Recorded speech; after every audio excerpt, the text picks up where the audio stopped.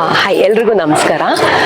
ಈ ಪಾತ್ರ ಫಸ್ಟ್ ನನಗೆ ಬಂದಾಗ ನಾನು ಬೇಡ ಅಂತ ಹೇಳಿದ್ದೆ. ಯಾಕಂದರೆ ನಾನು ಇಲ್ಲಿವರೆಗೂ ತಾಯಿ ಪಾತ್ರನ ಮಾಡಿರಲಿಲ್ಲ. ಸೊ ಮತ್ತು ಹೆಣ್ಮಕ್ಳು ತಾಯಿ. ಸೊ ಹೆಣ್ಮಕ್ಳು ತಾಯಿ ಅಂದರೆ ಹೆಣ್ಮಕ್ಳು ಮದುವೆ ಆಗೋದ್ಮೇಲೆ ನಂದು ಪಾತ್ರ ಅಷ್ಟು ಇರಲ್ಲ ಅನ್ನೋ ಒಂದು ಭಯ ಇತ್ತು. ಸೊ ಹಾಗಾಗಿ ಬೇಡ, ಮಾಡಲೋ ಬೇಡವೋ ಅನ್ನೋ ಒಂದು ಕನ್ಫ್ಯೂಷನಲ್ಲೇ ಇದ್ದೆ. ಆಮೇಲೆ ನನಗೆ ರಾಮ್ಜಿ ಸರು ಮತ್ತು ಇಡೀ ಟೀಮ್ ನನಗೆ ಕಾನ್ಫಿಡೆನ್ಸ್ ಕೊಟ್ಟರು. ಇಲ್ಲ, ಈ ಪಾತ್ರ ತುಂಬ ಚೆನ್ನಾಗಿದೆ, ನೀವು ಅದು ಆರಾಮಾಗಿ ಧೈರ್ಯವಾಗಿ ಒಪ್ಕೊಂಡು ಮಾಡಿ ಅಂತ ಹೇಳಿದರು. ಆ ಧೈರ್ಯದ ಮೇಲೆ ನಾನು ಮುನ್ನುಗ್ದೆ ಈ ಪಾತ್ರ ಮಾಡೋಕ್ಕೆ.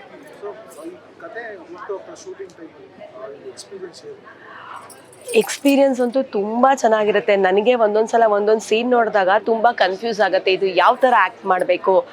ಒಂದೊಂದು ಸಲ ನಾನು ಕೋಪ ಮಾಡ್ಕೊಂಡಿರ್ತೀನಿ, ಒಂದು ಸಲ ಜಗಳ ಆಡ್ತಿರ್ತೀನಿ, ಒಂದು ಸಲ ಸುಮ್ಮನೆ ನಗ್ತಾ ಇರ್ತೀನಿ, ಒಂದು ಸಲ ಎಮೋಷ್ನಲ್ ಆಗ್ತೀನಿ, ಒಂದು ಸಲ ತುಂಬ ಅಳ್ತಾ ಇರ್ತೀನಿ. ಆ ಥರ ಒಂದು ಡಿಫ್ರೆಂಟ್ ವೇರಿಯೇಷನ್ಸ್ ಇರೋ ಅಂಥ ಪಾತ್ರ ಇದು. ಕೆಲವೊಂದು ಸೀನ್ ನೋಡಿದಾಗ ನನಗೆ ಕನ್ಫ್ಯೂಸ್ ಆಗುತ್ತೆ, ಇದನ್ನು ನಾನು ಯಾವ ಥರ ಪರ್ಸ್ಯೂ ಮಾಡಬೇಕು ಅಂತ ಗೊತ್ತಾಗಲ್ಲ. ಆಗ ಪ್ರತಿ ಸಲನೂ ನಾನೇ ಅನ್ಸುತ್ತೆ ನಮ್ಮ ಡೈರೆಕ್ಟರ್ ಭರತ್ ಸರ್ನ ತುಂಬ ತಲೆ ತಿಂತೀನಿ, ಇದು ಹೆಂಗೆ ಸರ್, ಇದನ್ನು ನಾನು ಯಾವ ಥರ ಮಾಡಬೇಕು, ಇದು ಯಾಕೆ ಈ ಥರ. ಪಾಪ ಪ್ರತಿಯೊಂದು ನನ್ನ ಪ್ರಶ್ನೆಗೂ ತುಂಬ ತಾಳ್ಮೆಯಿಂದ ಉತ್ತರ ಕೊಟ್ಟು ಔಟ್ಪುಟ್ನ ತೆಗೆಸ್ತಾರೆ. ತುಂಬ ಇಷ್ಟ ಆಗಿದ್ದು ಕಥೆಯಲ್ಲಿ ನಂಗೆ ತುಂಬ ಇಷ್ಟ ಆಗಿದ್ದು ನನ್ನ ಪಾತ್ರ ಟ್ರಾವೆಲ್ ಆಗೋ ರೀತಿ, ನನ್ನ ಪಾತ್ರದ ಎಳೆ, ಆಮೇಲೆ ಈ ತಾಯಿ ಮೇಲ್ನೋಟಕ್ಕೆ ದುರಾಸೆ ಅಂತ ಅನಿಸಿದ್ರು ಅದಕ್ಕೆ ಒಂದು ಕಾರಣ ಇದೆಯಲ್ಲ, ಅದು ನನ್ನನ್ನು ತುಂಬ ಸೆಳೆದಂಥ ಪಾತ್ರ. ಸೊ ಹಾಗಾಗಿ ನನಗೆ ನನ್ನ ಪಾತ್ರನೇ ತುಂಬ ಇಷ್ಟ.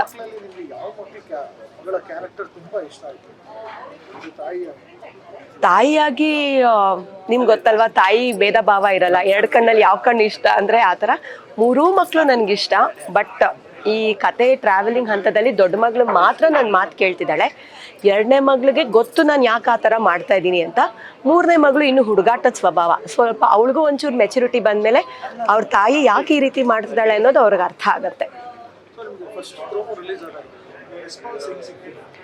ತುಂಬ ಒಳ್ಳೆ ರೆಸ್ಪಾನ್ಸ್ ನಾನು ಎಕ್ಸ್ಪೆಕ್ಟೇ ಮಾಡಿರಲಿಲ್ಲ.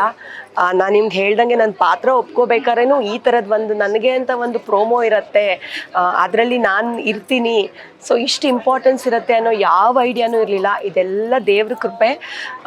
ರೆಸ್ಪಾನ್ಸ್ ಹೇಗಿತ್ತು ಅಂದರೆ ತುಂಬ ಜನ ಮಾಧ್ಯಮದವ್ರು ಕಾಲ್ ಮಾಡಿದರು. ಆಮೇಲೆ ನನ್ನ ಫ್ರೆಂಡ್ಸ್, ತುಂಬ ಹಳೆಯ ಫ್ರೆಂಡ್ಸ್, ನಾನು ಯಾರ ಜೊತೆ ಟಚಲ್ಲಿಲ್ಲ ಅವರು. ಎಲ್ಲದಕ್ಕಿಂತ ಹೆಚ್ಚಾಗಿ ಪ್ರತಿಯೊಬ್ಬ ಟೆಕ್ನಿಷಿಯನ್ನು ಫೋನ್ ಮಾಡಿದಾಗಲಿ ಅಥವಾ ಸಿಕ್ಕಿದಾಗಲಿ ಅಥವಾ ಮೆಸೇಜಸ್ ಮೂಲಕ ಪ್ರತಿಯೊಬ್ಬ ಟೆಕ್ನಿಷಿಯನ್ನು ಒಬ್ಬ ಆರ್ಟಿಸ್ಟ್ನ ಹೊಗಳ್ದಾಗ ಅದರಲ್ಲಿರೋ ಒಂದು ಖುಷಿ, ಸ್ಯಾಟಿಸ್ಫ್ಯಾಕ್ಷನ್ನೇ ಬೇರೆ.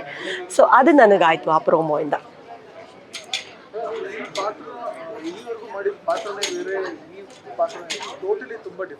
ಹೌದು, ಪ್ರಿಪ್ರೇಷನ್ಸ್ ಅಂತ ನಾನು ಫಸ್ಟ್ ಆಫ್ ಆಲ್ ಕಾಸ್ಟ್ಯೂಮ್ ಅಂದರೆ ಐ ಮೀನ್ ಚಾನಲ್ ಅವರು ಮತ್ತು ನಮ್ಮ ಪ್ರೊಡಕ್ಷನ್ ಹೌಸ್ ಅವರು, ಗಿರೀಶ್ ಸರ್ ಅಂತ ಇದ್ದಾರೆ ನಮ್ಮ ಪ್ರೊಡಕ್ಷನ್ ಹೌಸಲ್ಲಿ, ಹೀ ಈಸ್ ಕ್ರಿಯೇಟಿವ್ ಹೆಡ್ ಅವರು. ಸೊ ಅವರು ಕಾಸ್ಟ್ಯೂಮ್ಸ್ ಇದೇ ಥರ ಇರಬೇಕು. ಯಾಕಂದರೆ ನನ್ನ ಪಾತ್ರದಲ್ಲಿ ನಾನು ಈ ಸಿಂಪಲ್ ಕಾಟನ್ ಸ್ಯಾರೀಸು ಉಟ್ಕೋತೀನಿ ಮತ್ತು ರಿಚ್ ಆಗಿ ಕಾಣಿಸೋ ಥರನೂ ಕಾಸ್ಟ್ಯೂಮ್ಸ್ಗಳು ಹಾಕ್ಕೋತೀನಿ. ಸೊ ಅದಕ್ಕೊಂದಷ್ಟು ಪ್ರಿಪ್ರೇಷನ್ಸ್ಗಳು ಮಾಡ್ಕೊಂಡ್ವಿ. ಆ್ಯಂಡ್ ಪಾತ್ರದ ಬಗ್ಗೆ ಪ್ರಿಪ್ರೇಷನ್ ಏನಂದರೆ ನಾನು 3 ಜನ ಹೆಣ್ಮಕ್ಳ ತಾಯಿ ಅನ್ನೋ ವಿಷಯನ ಫಸ್ಟು ನಾನು ಮೆಂಟಲಿ ಪ್ರಿಪೇರ್ ಆದೆ. ಸೊ ಅದಕ್ಕೆ ಸ್ವಲ್ಪ ಟೈಮ್ ಹಿಡೀತು ನನಗೆ. ಆಮೇಲೆ ಸೆಟ್ಟಿಗೆ ಬಂದಮೇಲೆ ಆ ಸೀನ್ಗಳ ಮೂಲಕ ಈ ಮಕ್ಳ ಜೊತೆ ಆ್ಯಕ್ಟ್ ಮಾಡ್ತಾ ಅದನ್ನು ತಲೆಗೆ ನಮ್ಮ ಡೈರೆಕ್ಟ್ರು ತುಂಬ ಚೆನ್ನಾಗಿ ತುಂಬಿಸಿ ತುಂಬ ಚೆನ್ನಾಗಿ ಕೆಲಸ ಮಾಡಿಸ್ತಾ ಇದ್ದಾರೆ.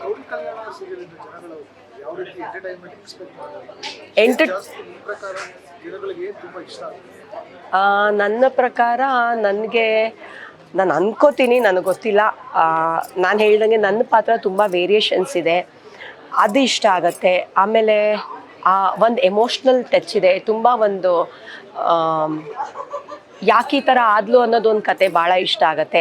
ಆಮೇಲೆ ಈ ಹೆಣ್ಮಕ್ಳು ಅವ್ರ ಮನೆಗೆ ಹೇಗೆ ಸೊಸೆಯಾಗಿ ಹೋಗ್ತಾರೆ ಅನ್ನೋದೇ ಒಂದು ಟ್ವಿಸ್ಟ್, ಅದು ತುಂಬ ಇಷ್ಟ ಆಗುತ್ತೆ.